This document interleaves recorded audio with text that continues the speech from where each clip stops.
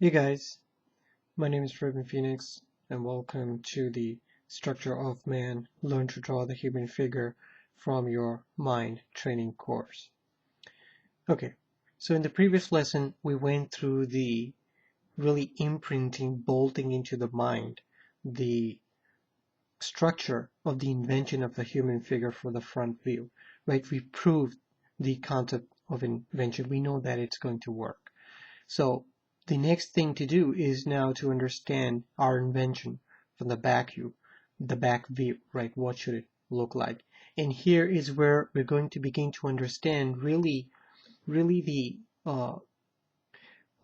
like the core understanding of how our mind thinks and understands things in these cognitive ways and through these very small microbursts of steps, right? So to explain this, we have to actually prove it as to what we're trying to get at, right? We can see that there, like this area here, how would we draw this from the back? The mind doesn't know, so we have to help it understand, right? So to draw the back view, well, I'm just going to draw it over here. It's really going to be the same exact thing. So here I'm going to draw out a line over here, just like before for the back view. And you're going to say that this is going to be basically the height of the figure, right? So when I mark out the crotch area, it's going to be exactly the same, right? The crotch is going to be here. And now when we get into the back view, what should the formulas be? Well, they're going to be exactly the same. We just have to draw it a little differently, right? So we know that over here, if we take from the crotch to the bottom and really just eyeball this and say that this is going to be over here, we know that the knees are going to be about this line. And from the crotch to the top, we know that the pec muscles, the bottom of the pec is going to be here, but obviously we cannot see it, right? So we'll leave that just a marker over here for now, right? We have to train the mind to understand. That's why we're putting these lines here. And we know over here, this is where the navel is going to be. And from the bottom of the pec to the top, it's going to be where the area for the chin is going to be, right? So let's draw out the back of the head, which is going to be exactly the same thing as we drew out the front, just like this, right? So the only difference here is that we're just going to draw a ball shape over here to signify that this is going to be the back of the head. And here I'm just going to mark it out like this, right? So to understand this, it's really what I did was when I was at the chain area and here, I just divided this really in like these three different parts and really just drew a ball shape. And this really gave me the average understanding of the back of the head. Now again, all this stuff we're going to look at in detail, so there's no question about it as to how we chose the size, right? So if I took this and divided this in three different parts like this, basically the last part here is how I did the circle. So this is the back of the human head. Okay, that's how simple we're going to keep it. So over here, where we were at the bottom of the pec muscles, and this is where the chin is. When we did the front, we just said just draw a V shape like this and draw out the chest cavity, right? So from over here, now this is where you'll see as to how the mind starts to grasp information. Over here, when I did this, is because there's an opening, an oval shape over here, so the neck can fit here, meaning that this guy is really going to be on an angle, which we will discover in the side view. So from here, from the back, it's obviously just going to go like this, and there is going to be no circle, meaning that this guy really is not going to show at all. So I'm just going to erase it, but I'll still leave a little bit of, I can see the anomaly over here because I want to be able to connect the clavicle. So it's going to be the same thing. Just look at it, eyeball it. This is where the bottom of the pec also is. So this is going to be basically where the nipples are going to be, meaning that my chest cavity is just going to be like, pretty much like this, right? So obviously I don't have to draw out those two nipple areas here, just so you know. You want to be able to eyeball this stuff or measure it out. This is how you do it, and you can just erase them later on. right? And then we'll just go down like this.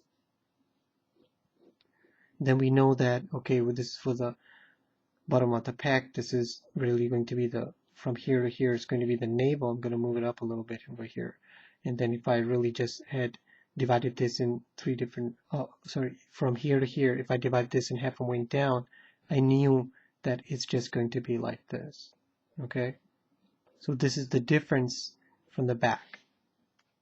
So I'm just going to leave this line with this mark here because I'm going to show you something in just a little bit why this line here is also important to know, right? So from the front view, we know that there was a cut over here, but from the back view, the cut is on the front, so we really can't show much. So meaning that when you come over here, for now, just do it like this, and over here, you could have just done it like this also, if you wanted to, right? So this is now helping the mind understand, okay, I see what's going on. This is how it looks from the front, and this is how this thing will look from the back, right? So you can make it a little more oval shape if you want to, just like this, and that's it. So now we move on here to the area for the pelvis. How are we going to solve this? How should it look like? Well, we don't have to solve anything right now. It's because we can only solve this when we get to the side view of our invention, because right now we don't have enough information to give to the mind as to how it should understand this. So for this, it's basically going to be the same thing where the nipple is. I'm just going to look at this, and then this thing here, just divide this right from here to here. I'm going to divide this section in three different parts to know that this is really where the junction was for this here, and just draw it the same exact way, right? I just need to show the line over here, and where this line is, right, from the navel, the crotch, I divided this in three different sections. This is 1, 2, 3. The top one here is where the love handles are going to be on the other side, and over here where this line is I just know that this is where the ball joint is going to be, knowing that it's really going to be very close to this area. This is here, so it's going to be like just a little off. That's it. And then here I can just draw out the legs just like this, right? And again, it's the same thing for the feet. We're going to do it this way, right? We're keeping everything very simple because we do not want to bombard the we're learning from going through this exercise, from the experience we're letting the mind go through, is that we do not want to bombard the mind with too much information, right? So it's going to be the same concept over here. So now we get to the this is the, let me clean that up a little bit here. This is where the navel is. So this is where I can just know, based on this height here, this is where the nipples are going to be. I can just do an imaginary line.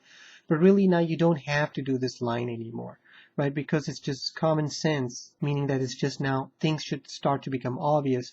That obviously if this clavicle was over here, right, we go in the middle, and if I go like this, I know that it's going to be on an angle over here. I know that the ball joint is going to be here, as long as it doesn't collide with this guy here, right? It's going to be here, but it's got to follow that line over here. And that's it, right? So if I had to eyeball this from here to here, I can just do the same thing just like this, right? So the clavicle now is going to be on the other side, so we don't draw it here from the back.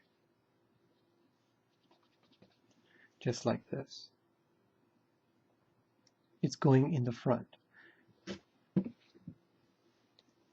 Okay, so once we have this, we can just draw out, let's say let's make the hand go like this, in this direction, make it like a pendulum over here. This is going to be my area for my wrist, and over here it's going to be the elbow joint. And over here, we can actually make this hand go like this, in this way. Right, so the area for the wrist is just like this, and where the navel is, we know that the elbow is going to be here. Right, so remember, this is the front, and this is going to be our back. Right, so there really wasn't much difference into how we drew out the figure. we changed this area here and we drew this differently.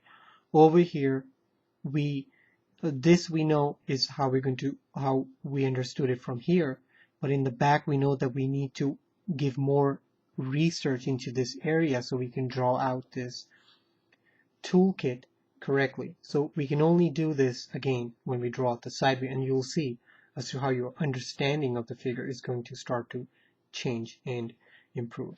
So again, you can clean up these drawings as you do them, and get used to your drawing process, right? Sketch it out first and then lightly erase and then improve it as you move along. So I'll see you in the next lesson. Thanks.